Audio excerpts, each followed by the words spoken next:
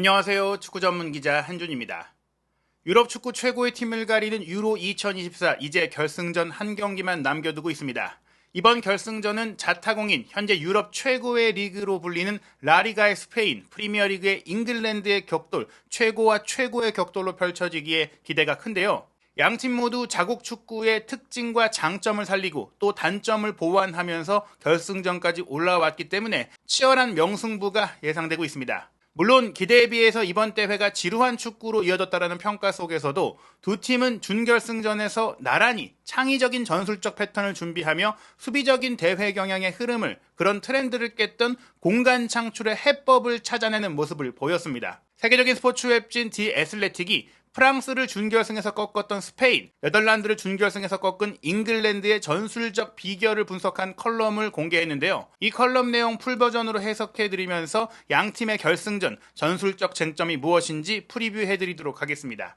한국 시간으로 7월 15일 월요일 새벽 4시에 스페인과 잉글랜드가 독일의 수도 베를린 올림피아 슈타디온에서 유로 2024 결승전 대결을 치릅니다. 이번 대회의 유로 공식 판타지리그 포인트에서는 현재 3골 5개의 도움으로 득점왕 경쟁에 나서고 있는 다니 올모가 가장 높은 평가를 받고 있고, 또 미드필드 라인에서는 정말 본인의 최고 경기력을 보여주고 있는 파리 생제르맹 미드필더 이강인 선수의 동료이기도 하죠. 파비안 루이스가 공동 1위의 포인트에 오를 정도로 공격 포인트 이상의 경기 영향력을 보이고 있습니다. 대회전 최고의 주목을 받았던 레알 마드리드 미드필더, 또 미드필더이지만 최전방 공격수 역할까지 가능한 프리롤 주드 벨링엄과 아스널의 지난 시즌 프리미어리그 준우승을 이끈 수비형 미드필더 데클란 라이스가 각각 잉글랜드에선 최고 포인트, 대회 전체에서는 공동 3위에 해당하는 30포인트를 얻고 있고, 또한 해결사로 이번 대회 맹활약 중인 아스널 윙어 사카 역시 전체 5위에 올라 있습니다. 또 하나 주목할 선수는 16세의 나이에 아직 17세 생일이 되지 않았음에도 유로 대회에서 득점을 기록하면서 유로와 월드컵 통틀어 역대 최연소 득점자가 된 스페인의 유망주 라민 야말인데요. 6경기 모두에 출전했고 1골 3도움, 이번 대회 영플레이어 상을 예약한 선수입니다.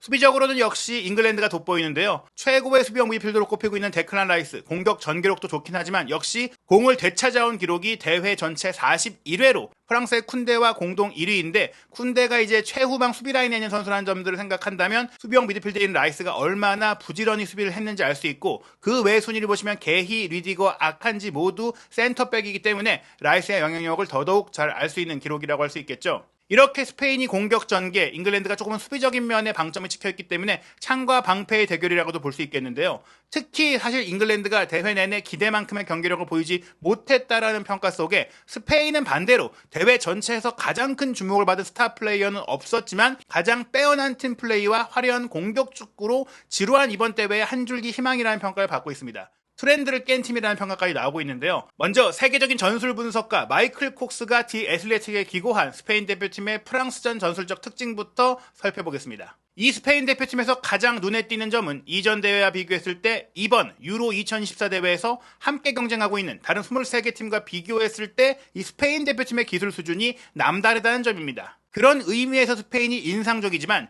실제로는 그들의 용기와 대담함, 위험을 감수하려는 의지가 이 결승까지 이어졌다. 애초에 스페인이 기술적으로 뛰어난 팀이긴 했지만 그 기술적인 뛰어남을 과감하고 무모하고 대담한 축구로 연결하면서 결과를 냈다는 거예요. 보통 대표팀 경기, 대표팀 축구는 클럽 축구, 리그의 축구보다는 신중하고 조심스러운 경향이 있는데요. 특히 이번 여름 기대가 컸던 프랑스 대표팀과 잉글랜드 대표팀의 경기는 이러한 토너먼트 특유의 보수적인 성격을 보여주는 완벽한 예시라고도 할 수 있겠습니다. 굉장히 지루하다는 평가가 많았죠. 그러나 스페인은 이러한 트렌드를 깨트렸습니다. 프랑스와의 준결승전에서 2대1로 승리하면서 16세 362일의 나이로 대회 역사상 최연소 득점자가 된 라민 야말의 멋진 동점골은 기억에 오래 남을 것입니다. 30분여의 득점 공방이 끝난 이후 그 당시만 하더라도 진정한 역대급 명경기가 될 거라고 예상이 됐지만, 다만 그 이후의 경기는 조금 지루하게 이어졌죠. 그럼에도 불구하고 이 전반전의 승패가 갈린 과정에 스페인의 플레이가 매우 인상적이었습니다. 우연이든 의도이든 왼쪽 측면을 집중적으로 공략했습니다. 이 기록을 보시면 공격 방향의 점유율을 봤을 때 59%가 왼쪽, 23%가 중앙, 그리고 오른쪽은 19%에 불과했는데요. 물론 왜 그랬는지 정말 진짜 이유를 파악하기는 어렵습니다. 질 쿤데가 오른쪽 풀백으로 견고하게 프랑스의 수비를 버텼거나 은골로 캉테가 그쪽에 또 빈 공간까지 메워주고 또 오른쪽 윙어인 우스만 덴벨레가 반대편 왼쪽에 있던 킬리안 음바페보다 뒤로 더 많이 돌아다니면서 영향력을 발휘했기 때문에 그쪽을 공략하는 게 여의치 않았을 수도 있겠죠. 하지만 통계 기록은 경기를 지켜보면서 스페인이 왼쪽, 프랑스가 오른쪽으로 공격하기를 원하고 있었다는 것을 분명히 알 수 있게 합니다. 주로 왼쪽의 센터백 역할을 맡았던 스페인의 에메릭 라포르트가 공을 앞으로 가져오는 방식으로 경기에 나섰기 때문일 수도 있는데요. 장면을 통해 소개해드리겠습니다. 보통 스페인의 미드필더 트리오는 왼쪽으로 많이 치우쳐져 있었습니다. 다니 올모는 오른쪽 측면 8번보다는 10번에 가깝게 중앙 지역에서 뛰었고요. 파비안 루이스가 왼쪽 측면 8번 메짤라로 끊임없이 박스 안으로 전진하는 모습을 보였습니다. 심지어 수비형 미드필드 자리에 있는 로드리도 왼쪽에서 더 많이 뛰는 것처럼 보였습니다. 이 모든 것이 음바페가 일반적으로 점유하는 채널에 오히려 많은 공간을 만들어냈고 이는 큰 위험으로 보였습니다. 하지만 이것이 스페인의 플레이 방식입니다. 때때로 스페인은 왼쪽으로 많이 침투했습니다. 이 장면은 윙어들을 터치라인에 가깝게 배치해서 상대 백포의 라인의 간격을 늘리고 팀 동료들이 공격할 수 있는 틈을 만드는 이유를 잘 보여주는 예시입니다. 왼쪽 윙어 니코 윌리엄스가 공을 잡았을 때 풀백 쿤데와 프랑스의 오른쪽 센터백 다요 우파메카노 사이의 거리가 매우 넓어집니다. 파비안 루이스가 캉테보다 먼저 그 공간으로 밀고 들어가서 좋은 크로스 위치를 잡게 됩니다. 하지만 이 먼쪽 포스트에는 파비안 루이스의 크로스를 마무리할 선수가 없었기에 공격 기회가 무산됐습니다. 하지만 라포르트가 공을 앞으로 가져오고 스페인 미드필더들이 왼쪽에 위치하면서 음바페가 위치한 스페인 오른쪽에 큰 공간이 생기는 패턴은 계속됐습니다. 지금 보시면 스페인이 공격을 전개할 때 음바페가 혼자 따로 놀고 있고 그쪽에 많은 광활한 공간이 있잖아요. 이쪽으로 공을 빵 때려놓고 음바페가 몰고 들어가면 위험할 수 있는 것이죠. 또 다른 예시가 바로 이 장면입니다. 이 장면에서는 스페인 미드필드 라인이 거의 수직선에 가깝게 왼쪽 안쪽에 위치해 있고 매우 이례적인 형태의 삼각형을 만들고 있는데요. 다시 말하지만 여기서 소유권이 프랑스에게 넘어간다면 프랑스가 음바페에게 공을 내주는 상황은 매우 간단해집니다. 그런데 오히려 스페인은 이런 상황을 수비적으로 더 악화시키려고 한 것인지 풀백인 헤수스 나바스가 야말과 겹치면서 오른쪽으로 대담하게 올라가 있습니다. 보시는 대로 음바페가 더 앞서 있고 야말과 22번 나바스가 다 공격 쪽에 가 있는 거예요. 치고 들어오라고 마치 내버려둔 것 같은 것이죠. 오른쪽 사진을 보시면 나바스가 터치라인 위쪽으로 전진하고 있는데요. 음바페가 뒤로 달려가서 왼쪽 풀백인 테오 에르난데스에게 넓게 밀고 올라와서 나바스를 막으라고 지시를 해놓고 음바페가 야말 쪽으로 붙게 됩니다. 하지만 음바페의 수비는 사실 산발적으로 이루어지죠. 여기서 나바스의 오버래핑이 확인되지 않고 음바페가 뒤로 물러나게 됩니다. 나바스가 올라가는 척하면서 올라가지 않았고 야말이 치고 올라가니까 음바페가 이 나바스 쪽을 주시한 것이죠. 그러면서 야말이 안쪽으로 치고 들어갑니다. 하지만 기본적으로 이런 상황에도 스페인은 측면을 비워놓고 음바페가 돌파할 수 있는 공간을 허용해두고 있었습니다. 프랑스의 역습이 시작되고 음바페가 왼쪽 측면에서 대각선 돌파를 시작하게 되면 음바페가 겨우 4살일 때 세비야에서 성인 데뷔전을 치른 선수 바로 38살의 나바스가 음바페의 속도를 따라잡을 수 있다고 생각할까요? 그렇지 않을 수도 있죠. 스페인의 오른쪽 공격수에게 패스가 잘못되면서 클리어링을 허용했고 음바페를 중심으로 가까운 쪽에 큰 간격을 두는 것은 필연적으로 이런 큰 위험이 따를 수밖에 없습니다. 이 다음 상황이 어떻게 되는지를 정확히 알 수 없는 이유는 사실 중계방송 중에 장면이 이전 장면을 리플레이하고 있었기 때문인데요. 하지만 스페인은 미드필드 라인이 모두 왼쪽으로 쏠려 있었기 때문에 가까운 쪽에 완전히 인원이 부족했습니다. 그래서 노란색으로 표시된 나바스가 음바페의 뒤쪽이 자유롭다는 것을 알고 중앙에 있는 아드리엥 라비오를 막아야 했습니다. 당황했던 나바스가 여기를 막으러 가다가 미끄러진 상황까지 펼쳐졌죠. 전반 8분의 프랑스의 골 장면입니다. 결국 이런 상황이 실점으로 이어진 건데요. 덴벨레가 이 패스를 하기도 전에 나바스는 이미 왼쪽 측면에서 다른 선수들과 따로 떨어져서 혼자 있는 겁니다. 센터백들도 나바스를 도울 수 있는 위치에 없었고 19번 야말도 수비적인 경기심이 없어 보입니다. 음바페가 달려와서 공을 받을 때쯤에 나바스는 여전히 혼자 있고요. 나바스는 음바페가 공을 잡았을 때 몸을 날리고 싶지 않다라는 생각 속에 뒤로 물러납니다. 음바페가 크로스 공간을 허용해 주자 이 크로스를 란달 콜로 무아니의 머리에 완벽하게 연결했고 나란히 있는 이 상황에서 스페인 선수들은 음바페에게 너무 많은 공간을 허용했고 결국에는 골을 허용하고 말았습니다. 다음은 음바페를 상대하기 위해 센터백 나초가 공을 빼앗길 수도 있는 위험을 감수하면서도 달려나와서 수비하는 상황입니다. 그리고 결과적으로는 음바페를 훌륭하게 막아냈습니다. 물러나면서 음바페의 돌파를 막아냈습니다. 물론 결국 로드리의 지원도 따라오긴 했지만 나초의 수비 지능이 음바페를 막는데 결정적인 역할을 한 장면입니다. 초반에 한 차례만 뚫려서 크로스를 허용하고 골을 내줬을 뿐이지 이후에는 이렇게 돌파가 들어오더라도 잘라내는 상황들이 많이 나왔습니다. 나바스는 21분 야말의 멋진 동점골을 위한 빌드업에서처럼 음바페를 제치고 계속 올라갔습니다. 나바스가 음바페를 통해 골이 나왔다고 하더라도 기존의 경기 계획과 본인의 위치 선정을 포기하지 않고 주저하지 않았다는 거예요. 이 골에 많은 전술적인 원인을 찾지 못할 수 있습니다. 원더골이었기 때문이죠. 하지만 그럼에도 불구하고 나바스의 움직임이 영향을 미쳤습니다. 야말이 슈팅을 하려고 했을 때 이 베테랑 나바스는 역습 상황이 될 때 음바페를 따라가서 막아야 된다는 걸 알면서도 전진했죠. 그리고 야말의 슛이 골대 안으로 들어가게 됩니다. 나중에는 이게 차단되면 수비를 내려가야 된다고 움직일 수 있겠지만 공격을 할 때는 끊임없이 밀고 올라가는 과감함을 보였다는 겁니다. 즉 음바페를 내버려 두더라도 우리의 공격 숫자를 늘리겠다는 것이죠. 나바스의 대담함은 4분 뒤 다시 한번 앞으로 밀고 나가는 측면 공격으로 이어졌고 음바페는 이 상황을 따라오지 않기로 결정하면서 지켜보게 됐죠. 음바페는 여기가 끊기면 역습하기 위해 전방에 남아있던 겁니다. 음바페가 공격 의지를 보이면서 프랑스의 수비 숫자가 부족해졌죠. 그리고 이게 스페인의 승리에 결정적인 역할을 하게 됩니다. 나바스의 크로스를 살리바가 클리어링 했지만 올모가 이 공을 받아서 침착한 볼터치 두 번에 이은 슈팅으로 역전골까지 넣은 것이죠. 스페인이 처음으로 앞서는 상황이 됐을 때 그럼 이제는 작전을 변경했을까요? 수비로 내려갔을까요? 적어도 하프타임 전까지는 아니었습니다. 야말이 올모에게 패스하기 위해 안쪽으로 움직이면서 나바스가 다시 오버래핑을 하고 높이 올라가 있죠.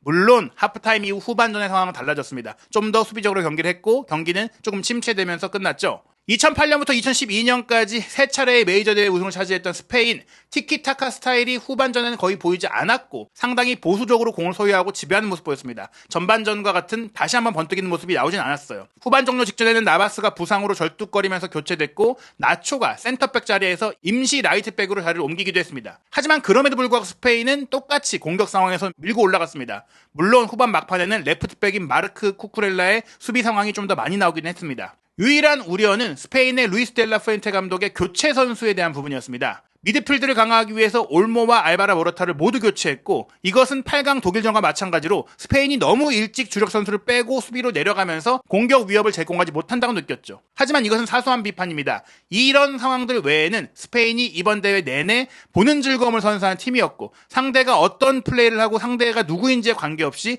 강력한 우승 후보라는 모습으로 결승전을 맞이하게 된 겁니다. 잉글랜드에 대해서는 아무래도 이 디에슬레틱이 미국 매체지만 영국판을 중심으로 운영이 많이 되다 보니까 약간 굉장히 이제 흥분되는 반응들이 있어요. 잉글랜드가 네덜란드와의 유로 2024 준결승에서 1대1로 따라간 이후 81분에 교체로 들어온 올리 와킨스가 90분에 결승골을 넣은 것은 오랫동안 이 잉글랜드 축구 팬들에게 큰 기억으로 남을 결과였는데요. 정말 신데렐라 같은 이야기였죠. 클라이맥스로 이어지는 결말은 유쾌한 결말이 필요하다. 즉 고난이 필요하다는 얘기예요. 와킨스의 골로 잉글랜드는 사우스게이트 감독의 체제에서 유로 2020에 이어 이번 대회까지 두 번 연속으로 유로 결승에 올라갔습니다. 그리고 이 경기 전개 방식을 고려한다면 센터포워드로 에스턴 빌라의 올리 와킨스를 교체 투입한 것은 완전히 이해가 되는 선택이자 결정적인 선택이었다고 분석합니다. 킥오프와 함께 사우스게이트 감독은 잉글랜드가 8강전 스위스와의 경기에서 사용했던 것과 동일한 전술을 이어갔지만 카일 워커가 수비 오른쪽 라인에서 조금 더 전진 배치되었습니다. 네덜란드의 로날드 쿠만 감독은 깜짝 다이아몬드 미드필드를 구성했는데요. 멤피스 데파이가 최전방에 있고 두 명의 와이드 포워드 코디 학포와 도닐 말렌이 안쪽으로 이동하면서 백5 형태로 수비하던 잉글랜드를 조금은 방심하게 만들었습니다. 즉 수비 라인에 잉여 숫자가 나오게 오히려 공격 숫자를 조정한 거예요. 하지만 사우스게이트 감독은 이런 네덜란드의 공격 위협을 제한하기 위해서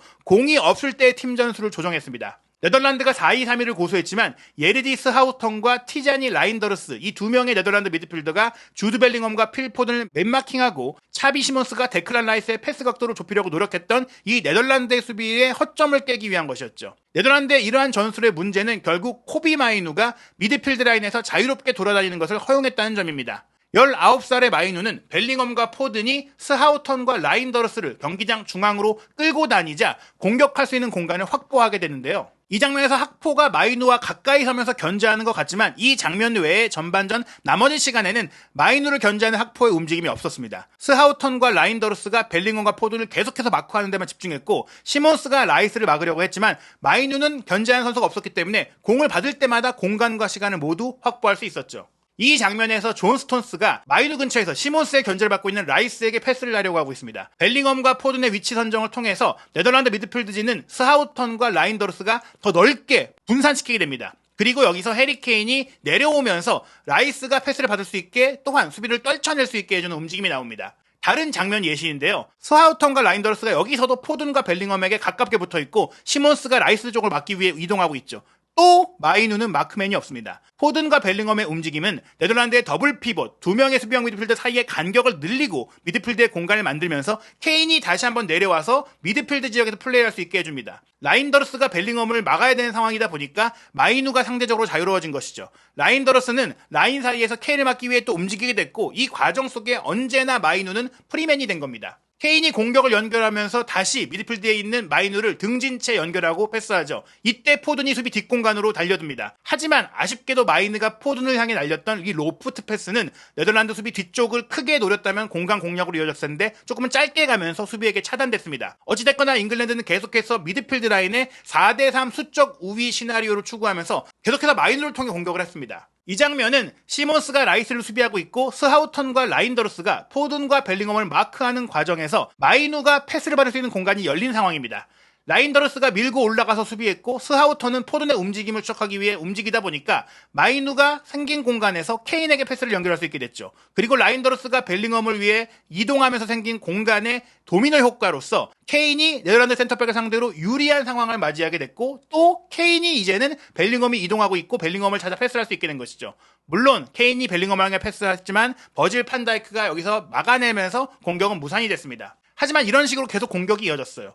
포든이 사우턴과 라인더러스 사이에서 마이누를 발견했고 쿠만의 더블 피봇에는 여전히 포든과 벨링엄에게만 집중하고 있습니다. 마이누가 공을 앞으로 운반하면서 포든의 침투를 찾아냈죠. 물론 마지막 순간 포든의 슈팅을 덴젤 둠프리스가 골라인 앞에서 막아내면서 득점을 허용하진 않았지만 계속 이렇게 네덜란드가 마이누를 내버려뒀기 때문에 잉글랜드의 공격이 잘 풀렸습니다. 물론 전반전에 잉글랜드가 넣었던 동점골, 이 페널티킥은 논쟁의 여지가 있는 장면이었지만 그 골 장면으로 이어졌던 페널티킥 유도 상황은 결국 이러한 잉글랜드의 미드필더 과부하, 수적 우위 유도 상황에서 비롯된 것입니다. 빌드업 과정에서 시몬스와 스와스턴이 마이누와 라이스가 자리를 바꾸고 또 둠프리스가 포든 근처에서 라인더러스와 함께 벨링엄을 마크하는 상황에서 나왔습니다. 네덜란드의 오른쪽 측면에 있는 선수가 잉글랜드의 왼쪽 풀백으로 뛴 키어런 트리피어가 전진해 있다 보니까 벨링엄에게 가는 패스를 막을 수 없는 상황이 펼쳐졌습니다. 여기서 마이누는 마크 게이에게 공을 내줬고 둠프리스가 벨링엄을 떠나서 트리피어를 수비하기 위해 움직이게 된 상황이 나옵니다. 또 한 번 미드필드에서 4대3 잉글랜드의 우위 상황이 나오자 센터백인 게히가 공간에서 비어있는 벨링엄을 찾아서 공격을 진행할 수 있었고 이 과정 끝에 결국 뒷공간이 무너지면서 페널티킥을 얻어내는 장면까지 이어진 것입니다.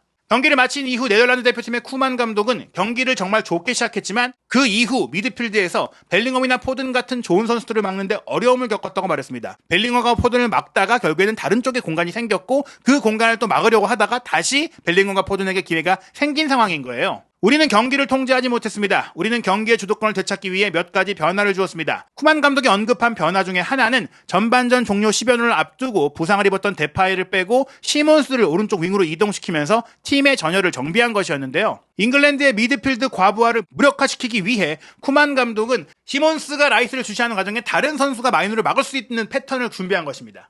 쿠만의 전술 변경으로 인해 이제 더 이상 잉글랜드는 마이누나 케인이 미드필드의 빈 공간을 공격할 수 없게 됐습니다. 공에 대한 위협 자체를 무력화시킬 수 있었습니다. 네덜란드는 이제 마이누를 밀착 마크했고 스하우턴과 라인더러스가 벨링엄과 포든의 움직임을 계속해서 추적하고 있었기 때문에 센터백인 스테판 더프레이가 이제는 케인을 막으면서 압박할 수 있게 됐습니다. 대인 수비가 된 거죠. 사우스게이트의 잉글랜드는 전반전에 그랬던 것처럼 더 이상은 네덜란드를 뚫고 경기를 풀어가지 못했고 이제는 공격 방식, 접근 방식에 변화가 필요해졌습니다. 그렇게 투입된 와킨스의 존재가 케인과는 다른 패턴의 공격을 보여주면서 수비 뒷공간을 무너뜨리기 시작했고 와킨스의 움직임이 잉글랜드에게 새로운 패스 옵션을 제공하게 됐습니다. 이 장면에서 와킨스는 센터백인 스톤스에게 최전방에서 공을 잡고 플레이하고 싶다는 신호를 보내고 뛰어들어갑니다. 물론 아쉽게도 패스가 조금 길면서 무산이 됐죠. 하지만 왓킨스는 동료들이 그에게 정확히 패스를 못 주거나 그를 보지 못한다고 하더라도 계속해서 이렇게 네덜란드의 백포라인 뒷공간을 공략하는 움직임을 가져갔습니다. 그러다가 결국 왓킨스는 경기 종료 직전에 교체 투입된 동료 선수 콜 파머의 패스를 받아 득점에 성공하며 본인의 노력에 대한 보상을 받게 됩니다. 왓킨스는 먼쪽 구석으로 공을 잘 차 넣으면서 이 골로 잉글랜드는 결승전에 진출할 수 있게 됐습니다. 잉글랜드의 사우스게이트 감독은 우리는 벤치에 좋은 선수들이 있고 연장전까지 기다리기보다는 정규 시간 안에 도박을 하고 싶었다라면서 왓킨스와 파머의 투입을 통한 결승골 획득에 대한 배경을 설명했습니다. 전반전에도 해리 케인이 체력적인 면에 있어서 압박을 느꼈다. 올리 왓킨스가 이런 압박을 전방에서 잘할 수 있기 때문에 그 압박을 바탕으로 득점을 했다라면서 왓킨스가 애초에 준비된 승부수라고 했죠. 후반전에 잉글랜드는 네덜란드 미드필더를 상대로 플레이할 수 없었기 때문에 왓킨스가 뒷공간을 노리는 플레이는 지친 선수들을 대상으로 특히 더 좋은 대안적 공격 방법이 된 것입니다. 왓킨스가 골을 넣지 못했다고 하더라도 네덜란드와의 중원 대결에서 밀리게 된 상황을 고려한다면 왓킨스의 교체 투입은 당연한 선택이었고 다행히도 왓킨스는 골을 넣었습니다. 잉글랜드가 베를린에서 열릴 결승전에서 스페인을 상대로 다시 한번 이런 모습을 재현해야만이 승리할 수 있을 것이다. 잉글랜드는 결국 스페인과의 중원 싸움에서 질 수밖에 없기 때문에 왓킨스의 뒷공간 공략이 중요하다는 것입니다. 세계적인 스포츠 베팅 업체는 모두 객관적 전력에서 스페인의 우세를 점치고 있습니다. 스페인 승리 2.48배, 무승부가 2.87배, 잉글랜드의 승리 배당률이 3.42배로 나오고 있습니다. 하지만 결승전 네덜란드를 상대로 잉글랜드가 대회 최고 경기력을 마침내 보여준 것처럼 스페인과의 결승전에 어떤 일이 벌어질지 모릅니다. 과연 대회 내내 최고의 팀으로 활약했던 스페인이 전승 우승을 이룰 수 있을지, 아니면 마침내 잉글랜드가 축구 종주국으로서 처음으로 유로대회 우승을 이룰 수 있을지, 7월 15일 새벽 4시에 킥오프하는 스페인과 잉글랜드, 현대축구 전술의 최전선에 있는 두 팀의 지략 대결, 한준TV를 통해 그 결과 확인하시기 바랍니다.